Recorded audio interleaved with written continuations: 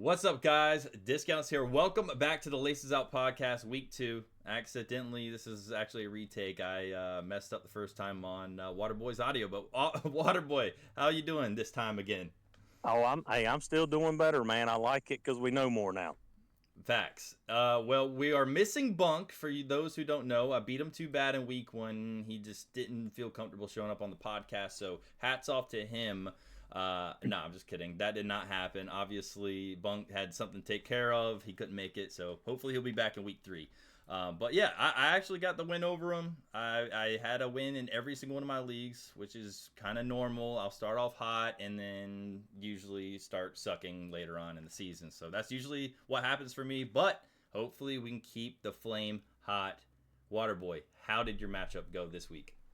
Oh, man, I'm in the same boat. We were running pretty hot. We put it on the Hexerson pretty good, beat him up pretty bad, got the high score for the league for the week, survived in the Survivor, Nice. made it through my pick'em. Didn't do so hot on our little side UCFL challenge we got going on, but we'll come back, make a few better picks. Had a lot of dart throws on week 1 just to see if we could get a ha told you so kind of win, but Yeah, I didn't work gotcha. out. So hey, we'll take our lumps and move on to next week.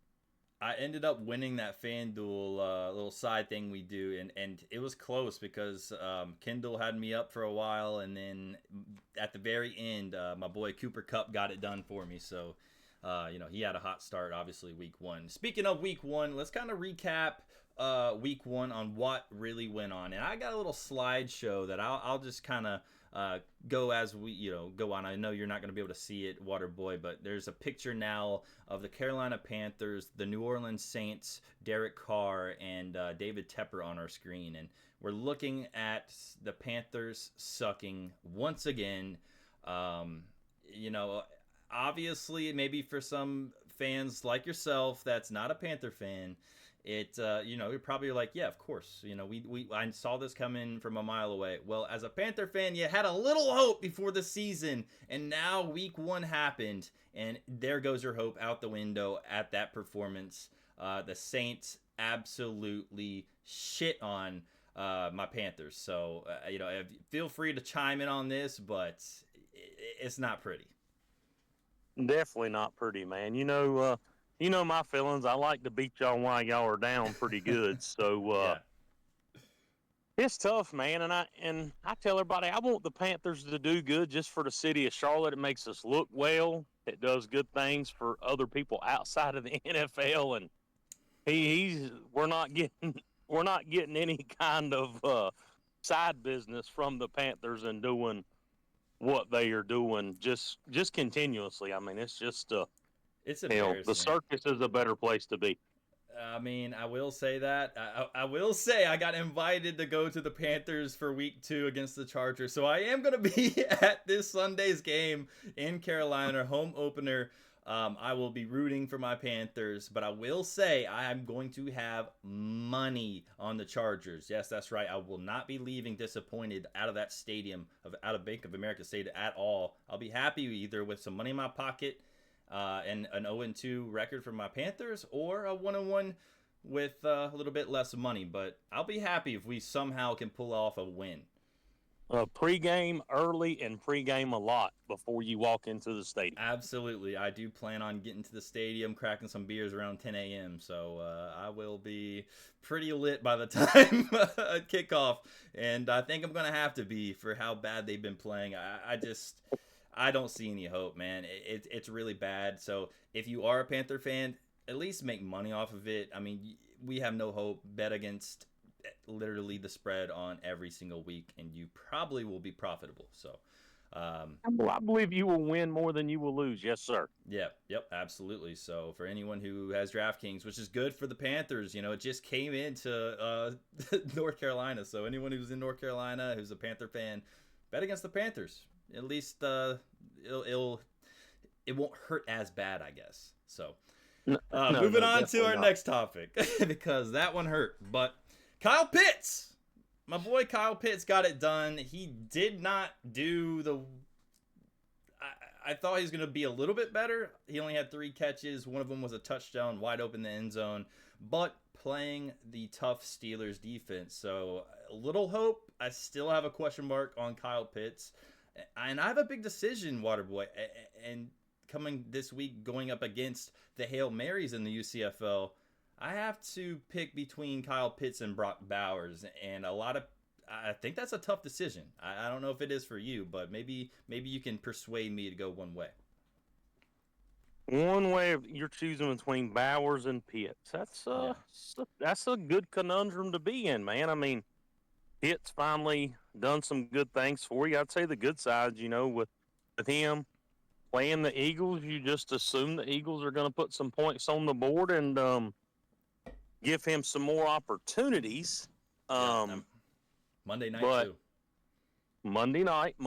I mean, they and then your boy Bowers, he's facing the Ravens, who faced the Chiefs last week, and they held Kelsey in check pretty hard. So, as much as I dogged on Pitts last week, I would maybe just play him for the sake of hopefully more points, more opportunities for your man. It's so.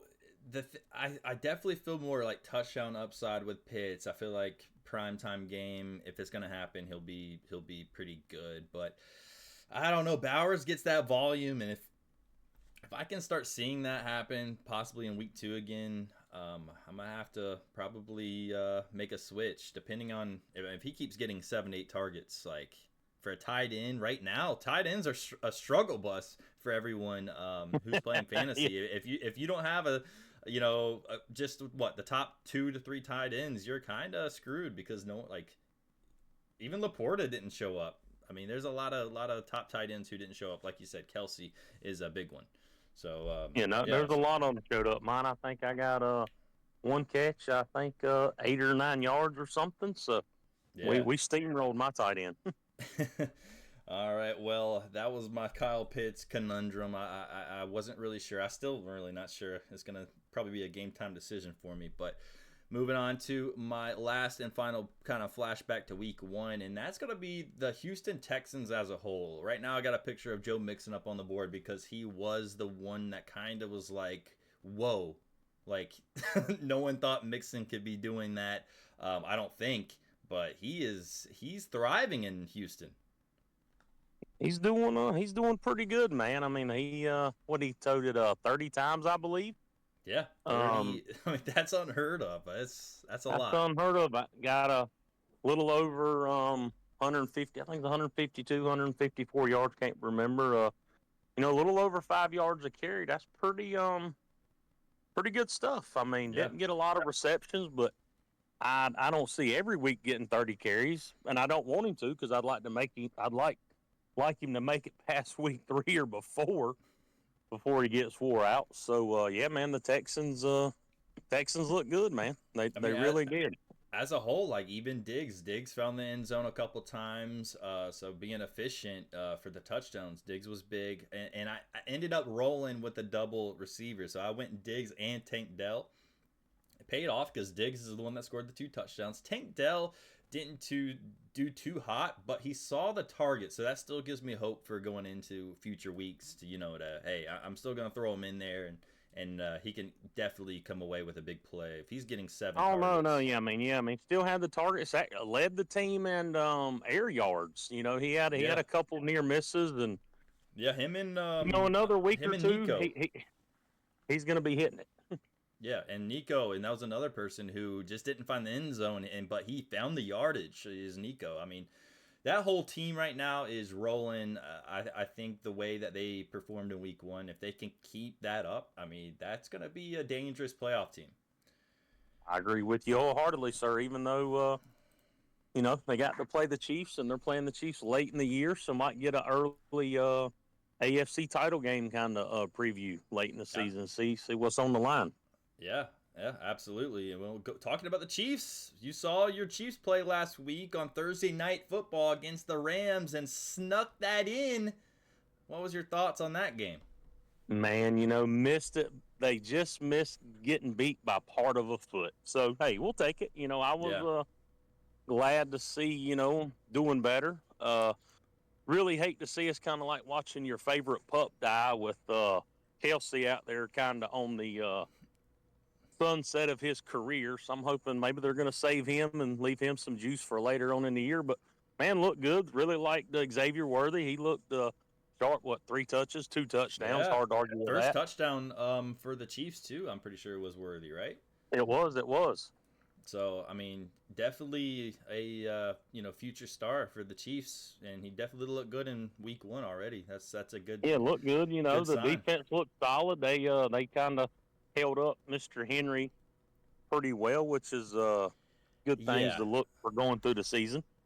yeah. I'm surprised they stopped running with them as much as I feel like they could have kept going, but they kind of went away with that and kind of let Lamar kind of do what Lamar does. But Isaiah Likely, he was the guy to take a highlight.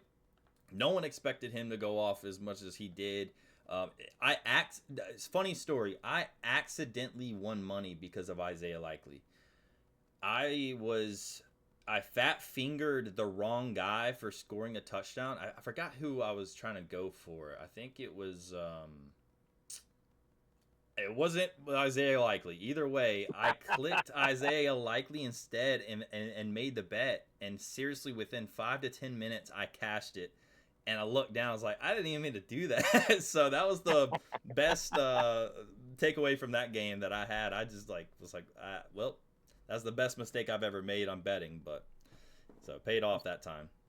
That's good to hear, man. I really think he'll continue to stay involved. I mean, he really closed out the season on some high notes with Andrews injured, and I ain't saying Andrews has lost a step. Maybe he's had some pretty serious injuries. Maybe they're going to fade a little bit to him, and Uh, you might just have to wait on the blow up week from Andrews. You know, turning into yeah, a Gronk, just getting a couple touchdowns and 4 or 5 catches and 30 or 40 yards. I wouldn't panic too hard on Mark Andrews. I think they really needed his help with block. He blocked a lot that game. So They did. if that's the case where they're having to block Andrews, then yeah, I mean that could be a thing. If they can't stop the pass rush, then they're gonna have to obviously bring him in and have them help because Isaiah Likely he can't block like Mark Andrews. He's kind of a speedster kind of guy. He's more of a receiver anyway. So you see that, and that does raise a red flag for me. If you do have Mark Andrews, keep an eye out though. But I wouldn't fully panic yet. Like you said, he's going to be like the end zone like Yeah, target. he still. I mean, he still Yeah, had more snaps, more routes. So, I mean, he done he's on the well, field but a lot. I think he's definitely gonna have some of his plate shared with Likely. I do believe for sure. Yeah, I agree. Um, Bills versus Cardinals. We want to talk about in Week 1. Yeah, we'll talk about them. You know, it kind of like we were saying earlier with the tight ends, man. I was really expecting some more from my man Kincaid. He just didn't do well, but there was really nobody getting. I mean, when your Yeah, leading receiver gets 5 targets, I mean, there's not a lot to go around yeah, when that comes out. And of course, you know, with Allen back there, I mean, he's still who he is. You know, a couple touchdowns both ways, running and passing. So, you know, the surprise was the Cardinals hung in there, but really how bad Harrison Jr. looked. You know, everybody he was the next Julio Jones, and he looked kind of sad out there. And I don't know if they're easing him in. You know, with him trying to play around a little bit and learn the game. But I mean, he come out a stud. I was really surprised that he fell that, and Greg Dortch led the team in targets. I mean, that's who had that on their parlay card. I'm gonna say I don't see nobody raising my hand in their yard. I know that. no one around me either in my office. It, it was yeah, it was the target share was definitely bad. And then going back to Marvin Harrison, rather than just him, was kind of a fluke. Was Trey McBride? I had high hopes for him in Week 1, and with Marvin Harrison not getting the looks or whatever, I thought Trey McBride would eat up if Marvin Harrison wasn't going to get any targets or catches. But in that case, no, it was just like you said, Dortch. Dortch was their only guy, and then of course Connor doing his thing. So if I had Connor too on my team, I'd feel pretty good after that week 1 performance for James Conner. Yeah, no doubt, no doubt. I mean, McBride done all right. He just didn't catch a lot, but those games will come. He's kind of like the Bowers. I mean, he's getting his targets. But I think usually about any week, if you can get north of 6, 7 points out of a tight end, you didn't fail. That's true. I had him in FanDuel, and I thought he was going to be a little bit more productive, but just about no tight end was productive. So all good on that. Besides of it, unless you had Isaiah Likely somehow on your team, which is very unlikely. I mean, now maybe you might be grabbing him soon if he's on your waivers, and I think our guy Hail Mary's already handcuffed him before even that game. So I think he was just you're truly had him before that because I thought there was a chance. You're the one that dropped. Yeah, man, I picked him up early in the week because Andrews was still sitting out of practice. I was like, there's a chance he might not play week 1. And, well, it said he's playing. I'm like, well, I'm not really – I wasn't that big of a believer in him, so I cut him loose. But I guess that's good because now if he was on my team, you probably couldn't pry him out of my dead hands. So For sure. Well, we got a chatter who's watching the stream right now. He said Marvin should have had a touchdown, but Kyler didn't see him. So that's another thing that you got to think of is like that chemistry is not there yet with those two. So obviously, if you're a Marvin Harrison, owner, which I think Menace in the chat is, you need to just not panic. Obviously, it's hard not to, but I think eventually it could get better. But I would panic a little bit more about Marvin Harrison than like Trey McBride. Like, I feel like Trey McBride, he's going to get his. But Marvin Harrison, after week 1, I don't know, man. I don't know. I would go back to a little bit of Mr. the King, Derrick Henry. I would maybe start warming my drumstick up a little bit if I was a few folks. I don't think he's going to get rode like they anticipated this grand view they had with the gentleman. I just don't see it. And Thursday night was a little bit of proof in the pudding, so we'll see how it continues out. That was a big shocker for me. Yeah. I think he's gonna get force fed eventually for Derrick Henry, but I don't know. I mean, it's one of those things where the Chiefs I think they did a good job too on kind of just stopping them. Well, let's stop talking about week 1 because this is the week 2 podcast episode, and let's go ahead and jump into the week 2 segment where we have some question marks, which is, I'll just go straight into it. Christian McCaffrey, big question mark. What's going on with him? He's possibly not going to play here in week 2. Should Christian McCaffrey owners be panicking? I would think so. I mean, you know what they have invested in the man, and him being, I don't know, after the interview with Mason, was he a surprise inactive or what was the case? Did people know more and didn't tell no one? But right. I mean, he's still not practicing. I mean, an Achilles and calf injury. I mean, I'm sure the guy's calves have got to be tired. He tried toting the Panthers along for a few years and just they wore him clean out. So, I mean, that's nothing surprising there. But, yeah, I would definitely be concerned really for the long-term outlook of him. I mean, it's an Achilles. Early, light use in the preseason, potentially missing the first 2 games. So, when is their chance? And especially if Mason comes out and has another good game this week. I mean, I agree. I mean, why not just let McCaffrey be healthy whenever he comes?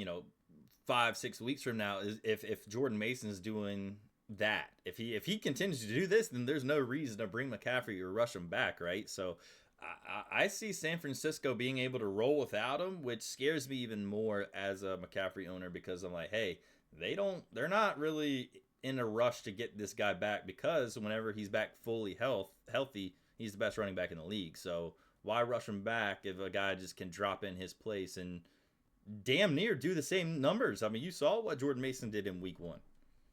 Yeah, 100%. I mean, and if nothing else, if they do bring McCaffrey back, let's say week 3, and Mason has proven himself.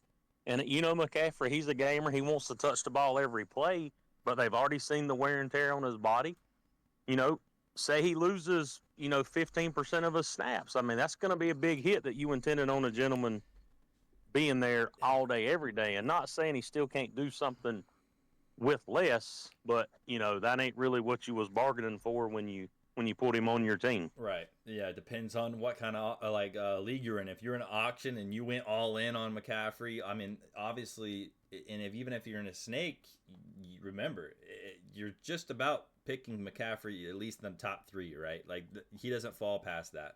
So these people picked them top 3 and then had to wait for their second guy. So their second guy is not even close to being that great as McCaffrey. So yeah, you're hurting either way. If you're on an auction draft or a snake draft, if you're missing McCaffrey. Hopefully these McCaffrey owners grab the backup. Hopefully they got Jordan Mason, and if that's the case, then they don't need to panic.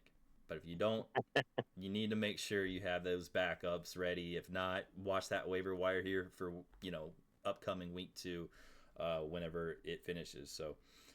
All right. So maybe test the waters and see if you can still get a king's ransom for McCaffrey. True. Why he's not playing? You might be able to, upset your team that way. Yeah, I would. That's tough because then you're not gonna get what you. Obviously, you're not gonna get what you paid for. But if he comes back and does, and he's an efficient like a Devon Achane, I think you're okay. I think you can get a little bit more if you wanted to sell him then whenever he has a good game when he comes back. But then again, whenever he comes back and has a good game, you're probably not going to want to sell him. So that's sometimes how it goes. I'm just floating the ideals out there. You know what I mean? Speaking of injuries, let's talk subliminal messages. Let's just stay on this topic a little bit and touch on Jordan Love and Puka Nacua, because those 2 injuries are also big ones, not just for fantasy, but I mean the Packers. Without their quarterback, what's going to happen? I mean, they look good in week 1, and now I have all question marks because I got Jayden Reed in a couple of my teams, and I'm still not sure if I should start him over certain players because it's not Jordan Love who's giving him the ball. No, that's definitely tough for them. I mean, I'm sure they paid the man handsomely off season, so they planned on using him. I mean.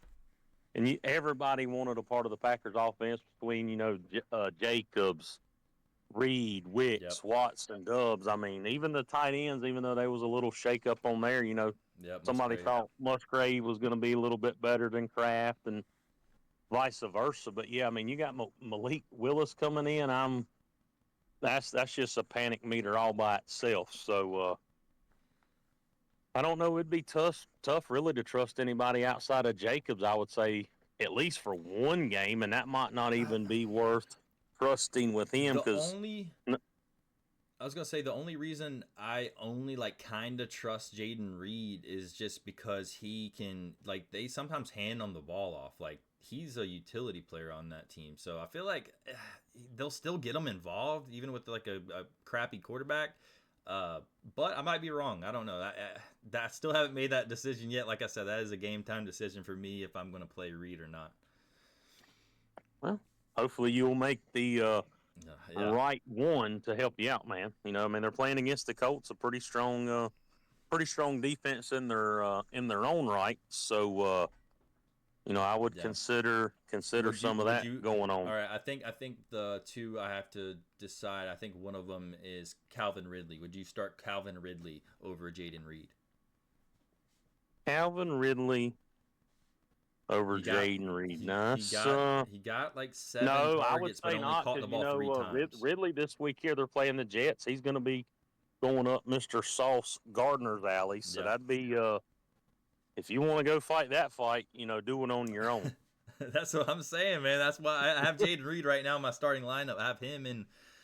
See, in this league, I didn't have the best receivers as my 2. I think I have the Jags rookie, who's caught a touchdown last week. Yeah. Yep. I got him on he's on my bench for now. He might get slid into a. See, he was. I switched him out last week, and now I put him in to start. So hopefully he pops off. I mean, he looked decent though in week 1.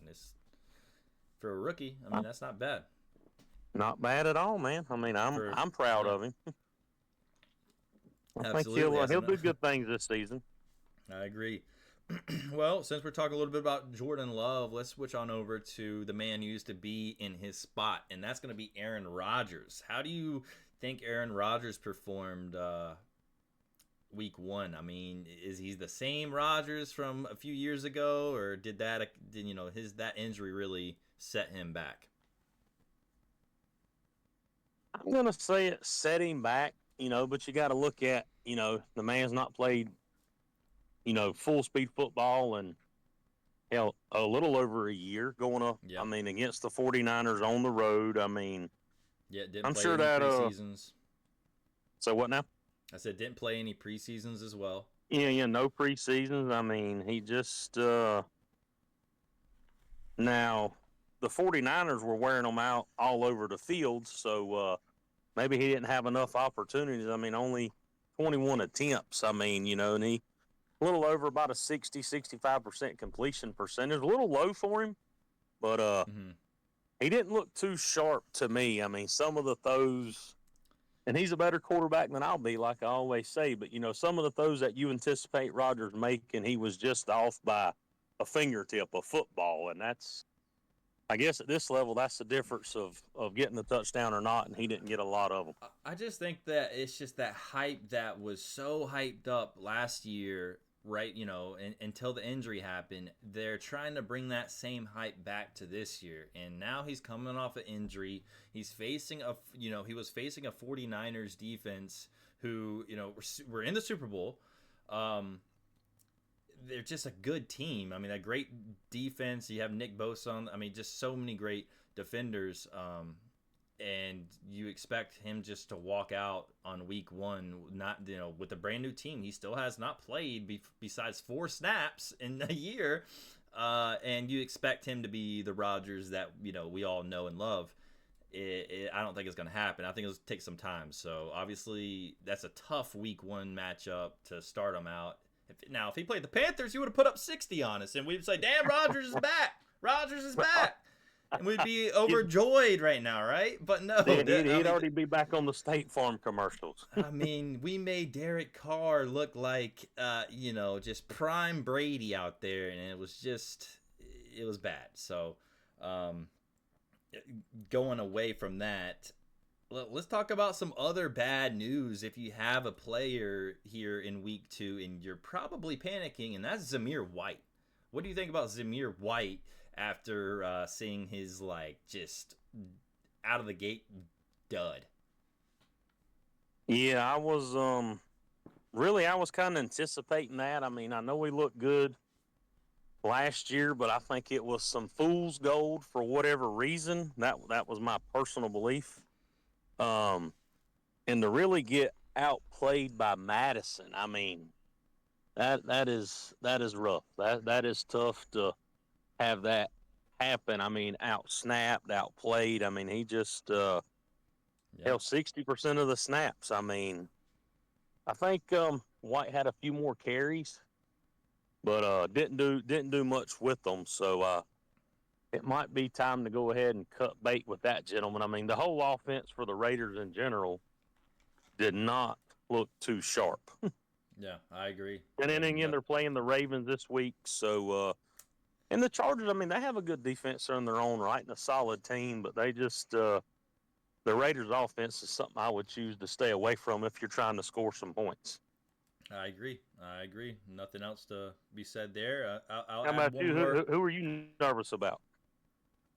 Well, I was going to go opposite and go the person who I'm like, oh, this guy can play, but also let's not go too far overboard on this player, and that's going to be J.K. Dobbins. This guy, water performance here in week 1, over 100 scrimmage yards, and was just the guy for the Chargers. So just looking great, but he's also going to be looking great in week 2. He's going up against the Panthers, so he's going to be really good here in week 2. I think that's the time to get rid of him, though, at his peak against the Panthers. After week 2, sell his ass for as much as you can.